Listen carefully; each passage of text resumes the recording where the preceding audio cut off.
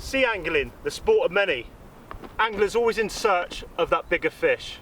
However, as the same as every sport, you have the elite, the best of the best, so to speak. I'm Andy Webb, and in this series we get up and close to some of the best specimen hunters around the UK. Now, being from the southwest of the UK, we're going to get together with some of the top elite rods of the southwest. In our first episode, we joined Mr. Rob Yorke.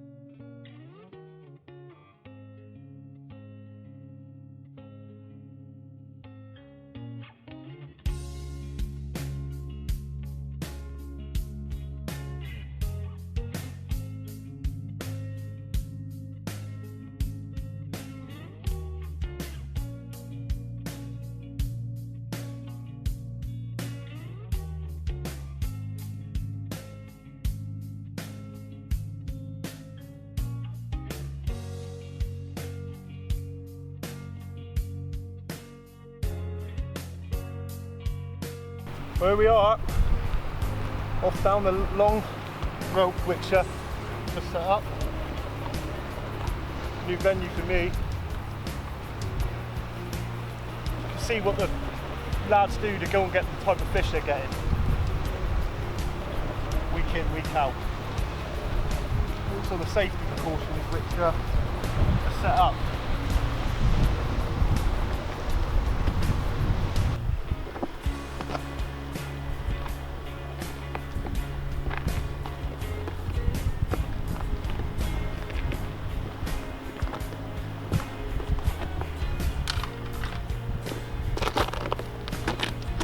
Way down, boys and girls.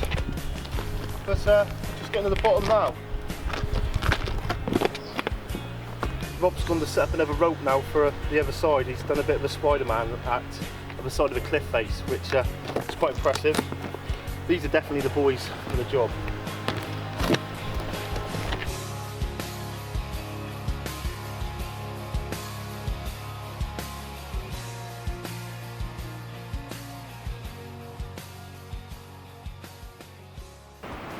Here we are, down on the mark here today, Mr. Rob Yorke. Cheers for doing it, mate, much appreciated. Well then, what should we start with? Rigs. So, to be honest, we've just been down here now, cast the baits out, long way down. Used to this sort of thing, mate, aren't you? Yeah, getting a little bit too old for it now. Right, so first thing we're gonna go over is rigs, and to be fair, I was suspecting to see something a lot different. I am, and same as anybody else. Like a secret rig or something. Yeah, it was. Yeah, it's just a basic pulley rig, really. Same as anybody else would use. Yeah, simple. So you've got that made up with at the moment. I've got the tangle rig. I've got the body. That's Maxima. 80 pound. Yeah. With a. It's got plain 6-ounce lead on. Splashdown clip. Gemline link clip. And then going on to. I prefer to use these rather than the impact shields because they're a little bit more aerodynamic, a bit thinner. That's my preference, that's all. Extra distance, that mainly for distance. Well, yeah, it does help, I suppose, but it's just nice and neat. It's just streamlined for casting. Yeah, streamlined. Yeah. I've been using these blue ones lately. I used to use the copper pulleys, is it? Yeah. That ones. But I don't know. You find them strong enough for the job? Yeah, they're alright. £100 little Gemini swivels. Nice and small. I don't like big swivels. You don't like it? No. They're strong enough to do what you want them to do. Yeah, well, I've had good fish on them. Yeah, we'll go into that in a minute. And so you've got this here, 70-pound Enigma. Yeah, that's a sand Enigma, £70. Yeah. I use it really for leaders and stuff like that because it ties in. I use a Bimini We'll go for that in a minute, really. And you can pull that right down nice and tight. Yeah. You've got to pull it extra tight because it's a bit glossy. Yeah. So you really give it a good tug. Once it's locked in, it's fine. And then all I've got on today is some 4-roll Rary Raz, big mouth extras, sharp as you like. Strong quality. Yeah, a piece of squid wrapped around the sand here. Nothing special. Right then, so this bait here that's just a normal sort of bait for this? Yeah, for today. If it's a little bit later in the year, I might put a lance on or a bigger bait. That's down to knowledge and knowing when to put it on, basically. But a smaller bait, I'll get a bit further cast sort of thing. And so, like, to start the race season off, normally sand deal to start off, and as it goes, sand deal. Yeah, I'll like add in a little bit. And if I'm not getting bites, I'll add a little bit of squid to it and see if that'll give me a bite or just a bit of mix and match. That's all. See what's working. Gonna work. Yeah, if you got sandy on both rods and you're not getting a bite, try a bit of squid on the other rod, and you might pull a rate on that, and then you know what to switch. And then switch. And that can work on. Yeah, definitely. Yeah. So definitely. So with some of the best fish you've had now, some incredible fish coming now. First Wyvern record was 2610. 2610. How many years ago was that? A few years ago, and then can't remember now. Going back, I don't know. Can't remember. Then one of my mates, or one of my best mates, Mark, we went out and he beat it with a 27 something. At the beginning of the year. Yeah. Yeah. And then I thought, you ain't beating me, and then I pulled it at 29. £29. Oh, in between I had a 24.10 as well. What was the £29 10? No, it was 29. Dead on 29. Yeah, certified. Dead on 29. What is it like for catching that sort of fish from the shore? What's it like? Yeah, obviously for viewers, because to be honest, that's what some people class as a boat fish. First off, when you get these big rays, they just sit there and it's like you're snagged, but you know you're not snagged, you're fishing this clean ground. So what you do is just apply steady pressure. Just hold. Yeah, you just hold it and then just gently, and then you feel it come away, and then if you've got tide, it'll start kiting off from the tide. Once you've got it moving, keep it moving. Yeah, keep it moving. But those big ones, they sort of hug the bottom. You know, like not being big-headed, but if it's like not a 20 or it's like a 15 or 16, they just come up in the tide. Like these small ones are getting whales. Well, it's like, that wasn't for you, Dean. Yeah, they just come in like kites, really. Yeah. But the big ones, the big females, they just stay deep. 1710's my best, and you don't have to let it drip. You just lock in and then just take him up and get him to the surface and get him over. But that sort of size fish, you've got to give line. Set your drag with him, would you? You just, it's an happy medium. You don't have it rock solid. You just get the feel of the fish and you set your drag accordingly. Yeah. So you've lost bigger as well. I've had two really good fish on that. I couldn't stop, and they just sort of 30 pounds. Probably 30. I don't know. They could have been a bit smaller coming the tail or the wing, but they felt really big. Big fish. Yeah, big fish. So. How many years have you been doing it now for? Too long. Many years. Yeah. So. Something you put a lot of time into. Yeah, I think I've put a lot of leg work in climbing down cliffs, walking back up, and it's been rubbish, and read it all down, and now I can just go for the best part of the tide. I haven't got to sit there all night and work it out. Myself and that, we're still doing the leg work and the own work, and you've done all that now, and it's paid off basically. Well, they're there to be beat. Obviously they'll be beat at some point, but never know. I'm happy. Yeah, I've had 3 over 25, and that's good enough for me. So big time.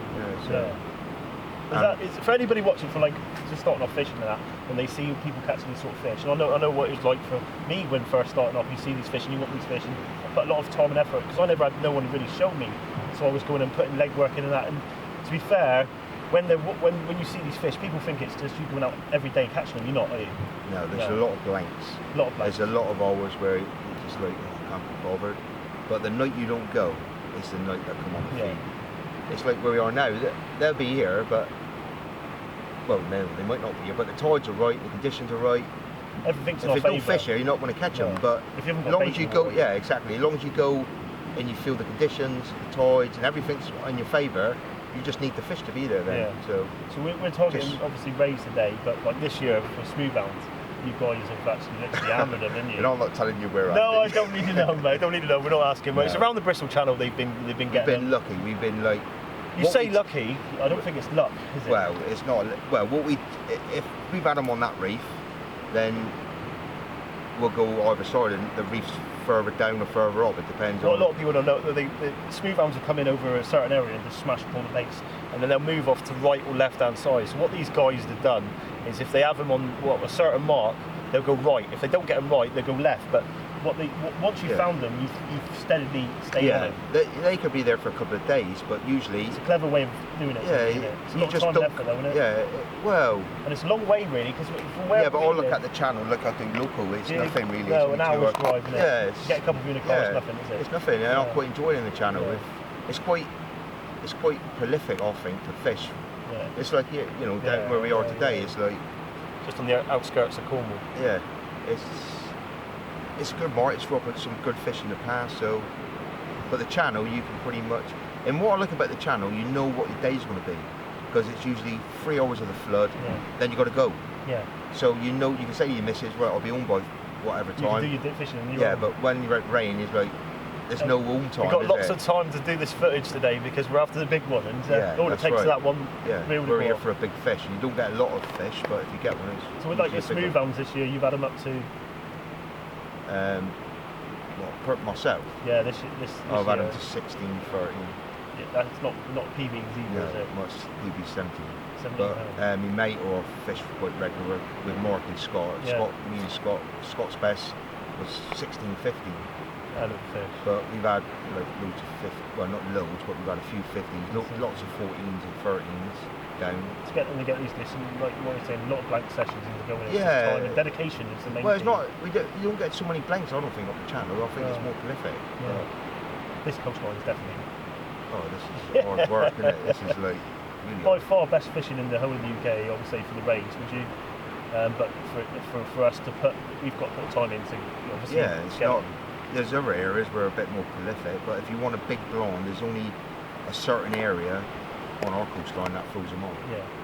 And it's weird, I don't know why that is, because there's other rain marks further up and down that produce small eyes and spotheads. But just not. No blinds. Weird, isn't it? Yeah, it is weird. Of this size. You think it's down to spawning? I don't know. I ain't got a clue. I don't know. I just don't know why they venture. From your obviously since you can't even say they come into deep water, because some of the marks, I've had bronze elsewhere and it's been in like shallow water. You think you see the bottom and you think what are they doing there? Yeah, why are they there? But it's like I said to you before. You think of those big stingrays, they come into really shallow water. So when it might have something to do with it. You don't know, mate. No one knows, do they, at the end of the day? So one of the knots you use, and that sort of fish, you need a strong knot, don't you? A leader knot. Yeah, I'm one of the leader knot. Yeah, I prefer using a bimini. But if it's a snaggy place, I wouldn't use a bimini. No, because you tend to lose it on the line. On the line. So instead of the knot. But when on clean ground, you want leverage on a big fish. You need to have a good leader knot. Yeah. So. I've done it lately when I've seen people fishing well and taking up guiding and stuff, and they after time they've gone into a fish and suddenly bang, and it's just because. A lot of it is lubrication. It's got a little bit of shock to it as well. They're not lovely knot. I use it. One you do is a lot different than what I do. I've seen you nick it before. Use it slightly a little bit different. Yeah. But very, very strong. There's no snapping it. Well, the knot won't give in. It's no, I've got total confidence in my knots. You've got to if you're big fishing. Yeah, definitely.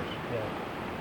With your lines and stuff, then do you tend to change that very often? I've found I've used a lot of lines over the years, Ultimas and all sorts of lines. But to be honest, for mainline, there's two reasons I use Varivaz yellow. It's because at night my eyesight is crap. Sports. Yeah, really if you use a dark line or a red line and you get cross lines, I can't see it easily, to be honest. No. And with that Varivaz yellow, it's like. It picks it up, and I've had so many good fish on it, and it's never let me down. I'll go with stuff. It's very strong as well. Yeah, it's strong. It's really good line. Yeah. Ideal. Let's get some baits in the water.